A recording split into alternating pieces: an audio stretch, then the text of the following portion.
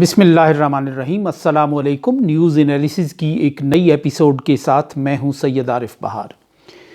ناظرین، پاکستان اور افغانستان کا جو بارڈر ہے وہ مسلسل سلگتا اور شعلے اگلتا چلا آ رہا ہے۔ گزشتہ روز اس بارڈر پر چمن کے علاقے میں افغان سیکورٹی فورسز کی فائرنگ سے 6 افراد جاں بحق ہوئے جبکہ 17 کے قریب زخمی ہوئے۔ اس واقعے کے بعد پاکستان کے حکام نے افغانستان کے حکام اور سفارتکاروں سے احتجاج کیا، اسے افسوسناک قرار دیا اور ایسے واقعات کی روک تھام کا مطالبہ کیا۔ اسی طرح حسب روایت افغان حکومت نے بھی اس واقعے کی تحقیقات کا مطالبہ کیا۔ یہ وہ سرحد ہے کہ جس کے بارے میں 80 کی دہائی کے اواخر میں اور وسط میں ہم افغانستان کے ایک معروف گوریلا لیڈر گل بدین حکمت یار کی تقریریں جب ہم کبھی جلسوں میں سنتے تھے یا ان کے انٹرویوز سنتے تھے تو وہ یہ بات کہتے تھے کہ جب مجاہدین کی حکومت قائم ہوگی اور وہ جیت جائیں گے اور سوویت یونین افغانستان سے نکل جائے گا تو پھر پاکستان کو اس بارڈر پر فوج رکھنے کی ضرورت پیش نہیں آئے گی، اور یہ جو بارڈر ہے پاکستان اور افغانستان کا یہ برائے نام ہوگا، نہ ہونے کے برابر ہوگا۔ کم و بیش 4 عشرے اس بات کو گزر گئے ہیں، لیکن بدستور یہ جو بارڈر ہے اور اس 4 عشرے میں بہت سے مناظر تبدیل ہوئے، بہت سے کردار پردے پر ابھرے اور ڈوب گئے، اور بہت سے واقعات رونما ہوئے، بہت سی تبدیلیاں رونما ہوئی، لیکن افغانستان اور پاکستان کا جو بارڈر ہے وہ بدستور ایک رشتے ہوئے زخم کی مانند ہو کر رہ گیا ہے۔ وقفے وقفے سے جہاں کشیدگی پھیلتی ہے، الزامات کا تبادلہ ہوتا ہے اور تصادم بھی ہوتا ہے، اور یوں جو اس سرحد کو یا جس کے بارے میں یہ دعویٰ کیا جاتا تھا کہ یہ یہاں امن کے پھول کھلیں گے اور یہ سرحد جو ہے یہ برائے نام ہوگی اور نہ لوگوں کو تقسیم کرے گی نہ ملکوں کو تقسیم کرے گی، وہ سرحد ایک خونی لکیر بنتی جا رہی ہے۔ حقیقت میں یہ اس سرحد پر خون کا جو ہر قطرہ ہے وہ پاکستان کے اس دفاعی تصور جسے ہم اسٹریٹجک ڈیپتھ کے نام سے جانتے ہیں، لکھتے ہیں، جس پہ بولتے ہیں، جس کی حسن و قبوح پر ہم بات کرتے ہیں، ریسرچر، لکھنے والے، تجزیہ نگار، یہ حقیقت میں اس کی سربریدہ لاش ہوتی ہے۔ آج بھی اس واقعے کے بعد چمن بارڈر پر یا تورخم پر بھی کوئی واقعہ ہو جائے تو ایسا جو خونی واقعہ ہے وہ اس تصور کی موت ہوتی ہے، کیونکہ پاکستان نے جب یہ دفاعی تصور اپنایا تھا تو یہ بنیادی طور پر مشرقی پاکستان کے بعد، یعنی اس بات کا احساس کرنے کے بعد کہ اب ہم نے بیرونی کسی دشمن کا اپنے گھر میں بیٹھ کر مقابلہ نہیں کرنا، بلکہ ہم نے آگے جا کر اس کی دہلیز پر، اس کے دالان پر جا کر ہم نے لڑائی لڑنی ہے، اور اس کو پاکستان کے جو اس وقت کے دفاعی منصوبہ ساز تھے، فوجی منصوبہ ساز تھے، انہوں نے اسٹریٹجک ڈیپتھ یعنی تصویراتی گہرائی اور پاکستان سے باہر پاکستان کا دفاع قرار دیا تھا۔ جنرل ضیاء الحق اس پالیسی کو بہت آگے بڑھانے والے تھے۔ ذوالفقار علی بھٹو کے دور میں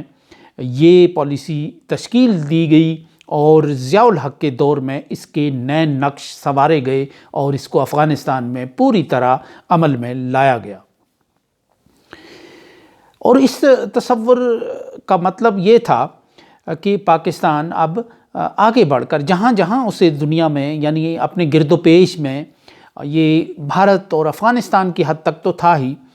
کہ جہاں جہاں اسے خطرہ درپیش ہوگا اور وہ اس خطرے کا اپنی حدود کے اندر آنے کا انتظار کیے بغیر وہاں جا کر ایک ایسی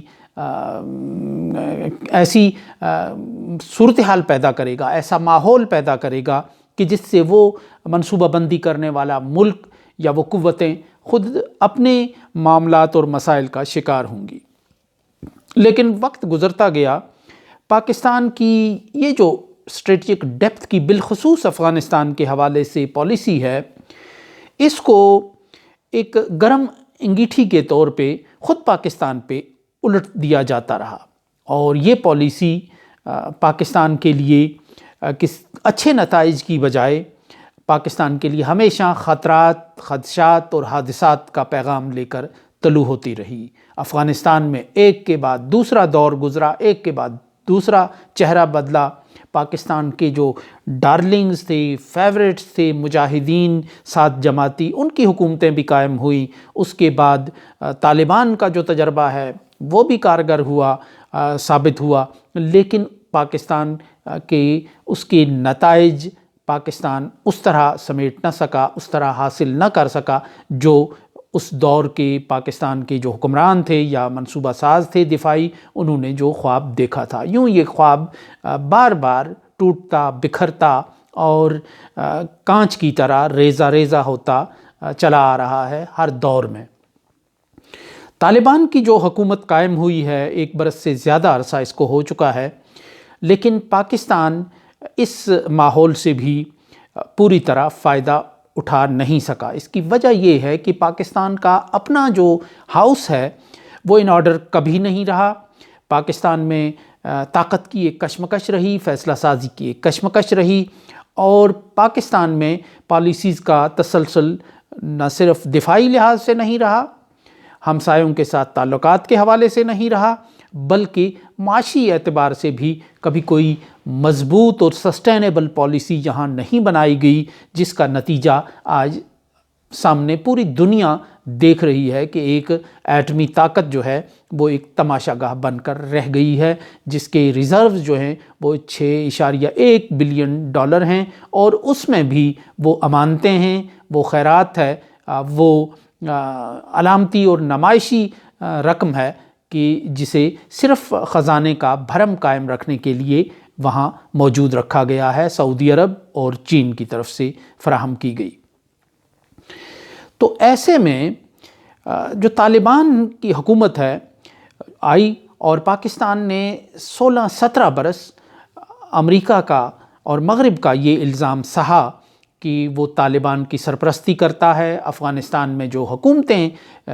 کابل میں رہیں، حامد کرزئی اور اشرف غنی کی، وہ بھی پاکستان کو متون کرتی رہیں کہ پاکستان طالبان کی اور حقانی نیٹ ورک کی حمایت کرتا ہے اور پاکستان ان کی مدد کرتا ہے۔ لیکن اس الزام نے پاکستان کو دنیا میں تقریباً تنہا کر دیا تھا۔ پاکستان کا جو امیج ہے وہ عالمی سطح پر بہت خراب ہو کر رہ گیا تھا، اسے دہشت گردی کے ساتھ بریکٹ کر دیا گیا تھا، اور اس کے نتیجے میں پھر پاکستان بہت سے مسائل کا شکار ہو کر رہ گیا۔ یعنی جو اقتصادی بحران آج نظر آ رہا ہے وہ افغانستان میں پاکستان کا جو امیج بگاڑا گیا اور جو پاکستان کی پالیسی تھی جو اس کا بیک فائر ہوا، اس کا بھی بہت بڑا حصہ آج کی جو یہ اڑی اڑی سی رنگت، یہ جھکے جھکے سے گیسو تیری صبح کہہ رہی ہے تیری رات کا فسانہ، کہ جو آج پاکستان کی حالت ہے، اس کے پیچھے وہ حکمت عملی بھی ہے، وہ تصورات بھی ہیں کہ جو افغانستان کے حوالے سے پاکستان نے اپنائے، اور پھر اس کے نتیجے میں اسے اس کی قیمت مختلف انداز سے اور مختلف حوالوں سے چکانا پڑی۔ تو آج جو ایک کشیدگی کی سی کیفیت ہے طالبان کی آمد کے باوجود، حالانکہ جب طالبان ٹیک اوور کر رہے تھے تو ISI کے جو سربراہ تھے جنرل فیض حمید، وہ اس وقت کابل میں موجود پائے گئے، اور ایک چائے کا کپ لہراتے ہوئے ایک علامتی سا تاثر دینے وہ وہاں گئے، اور اس پہ نہ صرف افغانستان میں ایک رد عمل ہوا بلکہ افغانستان کے ہمسایہ ملک اور خطے کے ممالک اور عالمی طاقتوں کو بھی انہیں بھی ایک ان کی جبینیں بھی شکن آلود ہوئیں کہ اس موقع پر پاکستان کی جو خفیہ ایجنسی ہے اس کے سربراہ کو اس طرح کھلے انداز سے جا کر وہاں ایک علامتی جسچر نہیں دیا جانا چاہیے جس میں ایک احساس تفاخر اور ایک احساس فتح تھا۔ افغانستان میں جو نیٹو اور امریکہ کی سرپرستی اور ان کے کنٹرول کا جو زمانہ تھا اس میں افغانستان میں پوری طرح ان ملکوں کی چھتری تلے بھارت نے اپنا جو اثر رسوخ ہے وہ قائم کیا تھا، افغانستان میں تعمیر و ترقی کے پروجیکٹس کے ذریعے بھی اور افغانستان میں ذہن سازی کے ذریعے بھی ایک بہت بڑی انہوں نے ایک اپنی سپیس پیدا کی ہوئی تھی۔ اور بھارت کی سپیس کا مطلب یہ ہے، بھارت کی موافقت اور محبت کی سپیس کا مطلب سیدھے سبھاؤ یہ ہے کہ وہ پاکستان سے نفرت کی سپیس ہے۔ اور جب کسی ملک کے منظرنامے میں 90% لوگ ایسے ہوں کہ وہ کسی ملک کی پالیسیز سے یا اس کی شناخت سے نفرت کریں تو پھر وہاں ڈپلومیسی کے لیے یا اپنی سپیس بنانے کے لیے بہت پھونک پھونک کر قدم رکھنا پڑتا ہے۔ تو اس ماحول میں جب طالبان افغانستان میں برسر اقتدار آئے تو انہوں نے پھر وہ پاکستان مخالف جو لہر جو ذہن پوری طرح موجود تھا انہوں نے اس پر سوار ہونے کا فیصلہ کیا، کیونکہ ان کے لیے اپنی کریڈیبلٹی بنانے اور افغانستان میں ایک موافق ماحول اپنے لیے پیدا کرنے اور خود کو پاکستان کی کٹھ پتلی اور پاکستان کے 5ویں صوبے کا جو الزام ہے اور پراکسی ہونے کا جو ایک الزام ہے اس سے بچانے کے لیے طالبان کو عوامی سطح پر پاکستان سے ایک فاصلہ رکھنا ان کی ضرورت اور ان کی مجبوری ہو کر رہ گیا تھا، کیونکہ امریکہ، نیٹو، بھارت، حامد کرزئی اور اشرف غنی افغانستان سے چلے گئے تھے، لیکن افغانستان میں ایک ذہن جو ایک مائنڈ سیٹ ہے اس کی ایک معجزن لہریں وہ چھوڑ گئے تھے، ایک دلدل چھوڑ گئے تھے جس میں پاکستان کے لیے کوئی زیادہ موافقت اور پاکستان کے لیے کوئی خوشکن خبریں اور جذبات موجود نہیں تھے۔ اسی لیے افغانستان نے ٹیک اوور کرتے ہی کابل میں ان کی نظریں بدل گئیں اور انہوں نے نہ صرف اس باڑ کو جس کا لگایا جانا ایک دور میں ضروری تھا اور عوام کے ٹیکسوں سے یہ باڑ لگائی گئی ایک غریب ملک اور ایک ایسے ملک میں جہاں عوام جہاں معیشت دیوالیہ ہونے کے قریب ہے، وہاں اتنی مہنگی باڑ صرف اس وجہ سے لگائی گئی کہ افغانستان سے دراندازی نہ ہو اور یہ سرحد جو ہے یہ محفوظ ہو کر رہ جائے، اور جو فوج کی بہت بڑی تعداد یہاں ڈپلوائے کرنی پڑتی ہے یا ہے اس میں کمی کی جائے اس بارڈر کے ذریعے۔ لیکن یہ بارڈر بھی کچھ نہ صرف عالمی قوتوں کو قبول اور گوارا نہیں تھا اور بلکہ افغانستان کے حکمرانوں کو بھی نہیں تھا، لوگوں کو بھی نہیں تھا، کیونکہ لوگوں کی رشتہ داریاں تھیں وہ بٹ کر رہ گئی تھیں۔ ایک تو قدیم رشتہ داریاں ہیں جو قبائل کی ہیں، جو ڈیورنڈ لائن کے بننے کے باعث تقسیم ہو گئے تھے، وہ تو پرانی بات تھی، لیکن جو افغان وار تھی اس کے نتیجے میں جو پناہ گزینوں کا ایک سیلاب آیا اس نے ڈیوائیڈڈ فیملیز کے، اس نے تقسیم کے ایک نئے عمل کو، نئے دور کو جنم دیا تھا، اور یوں یہ جو تقسیم کا عمل ہے یہ دوگنے سے بھی زیادہ ہو کر رہ گیا تھا اس افغان وار کے نتیجے میں، اور وہ لوگ بھی یہ نہیں چاہتے تھے کہ کوئی ایسی تقسیم اور تفریق ہو جائے کہ جس سے ان کے لیے آمد و رفت اور اپنوں سے ملنے کا جو ایک عمل ہے وہ اس میں کوئی بڑی رکاوٹ اور کوئی اس میں سپیڈ بریکر لگے۔ اور اسی طرح جو سمگلر تھے ان کے لیے بھی یہ ایک جنت ہے، ان کے لیے بھی یہ ایک آرام دہ جنت ہے، اور ایک بار نہیں کئی بار میں نے خود یہ مشاہدہ کیا ہے کہ تورخم بارڈر سے لوگ اس زمانے میں 90s کا زمانہ تھا، تو اس وقت جو آٹے اور چینی کی تھیلے لے کر بھی بچے جو ہے وہ کراس کرتے تھے، مختلف جگہوں سے تورخم کا بارڈر آتے جاتے تھے اور یا پھاٹک سے کراس کرتے تھے۔ تو یہ ایک تجارت کا بھی عمل ہے، بقا کا بھی عمل ہے، اور بہت سی چیزیں تھیں کہ جس کی وجہ سے یہ قبول نہیں تھا، اور جو عالمی طاقتیں تھیں ان کو بھی یہ تقسیم کا یہ عمل جو ہے وہ قبول نہیں تھا، بادل ناخواستہ اس کو انہوں نے قبول کیا تھا۔ اب جو یہ نئی جو صورتحال ہے، یعنی طالبان کے آنے کے باوجود پاکستان اور افغانستان کے تعلقات میں بہتری نہیں آ رہی، تو اس میں پاکستان کی جو اپنی خارجہ پالیسی کی ناکامیاں ہیں ان کا بہت گہرا دخل ہے۔ پاکستان نے افغانستان کو پہلے تو بالکل ایک اپنے ڈھیوڑی کے طور پہ، دالان کے طور پہ ایک ٹریٹ کیا پاکستان کے پالیسی سازوں نے، جس کا ایک رد عمل ہوا افغانستان کی نئی نسل میں۔ افغانستان کی ذہن سازی کی گئی وہاں، اور ذہن سازی کرنا آسان رہا، اور جب لا تعلقی اختیار کی تو پھر بالکل ہی لا تعلقی اختیار کی، پھر ربط و تعلق بھی اور ربط و ضبط بھی جو ہے وہ محدود کر دیا گیا۔ حالانکہ پاکستان اور افغانستان دو ہمسایہ ممالک ہیں جو اپنا جغرافیہ تبدیل نہیں کر سکتے۔ اس میں ایک اور اہم بات یہ ہے کہ پاکستان میں جو کچھ قوتیں ہیں، ان کو پاکستان میں جو واگا بارڈر ہے وہاں امن کے پھول درکار ہیں۔ وہ چاہتے ہیں کہ واگا میں پاکستان اور بھارت شیر و شکر ہوں، ایک دوسرے کے ساتھ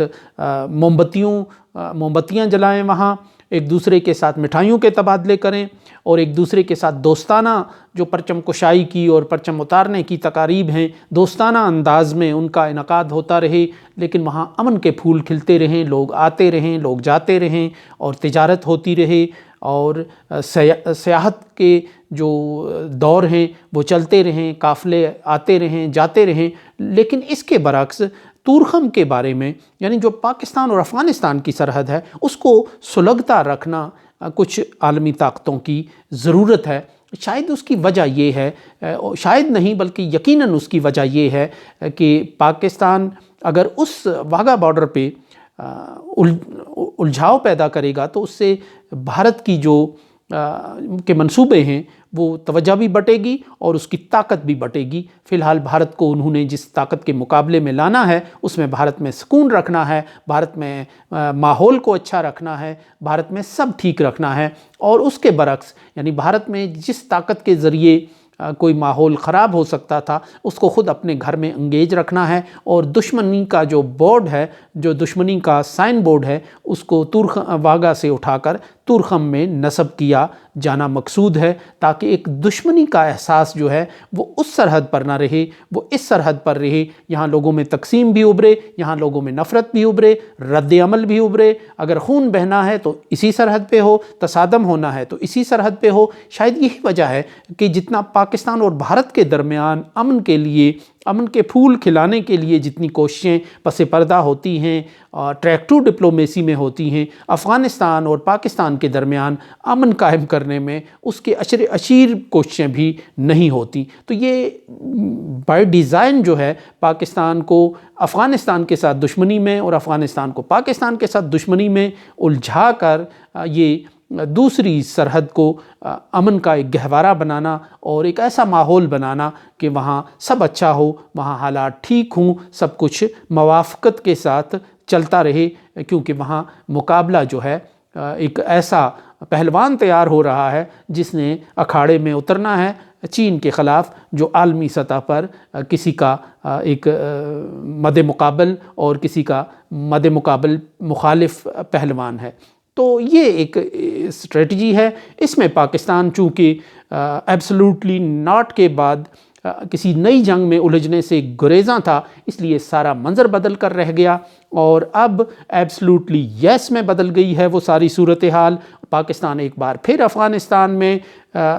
پرائی جنگ میں الجھنے کے لیے تیار بیٹھا ہے۔ اس لیے ایک طالبانائزیشن کی ایک لہر سی جو تھی وہ پاکستان کے علاقوں میں دیکھی گئی، جس کے خلاف سوات میں پھر فقید المثال احتجاج ہوا، اور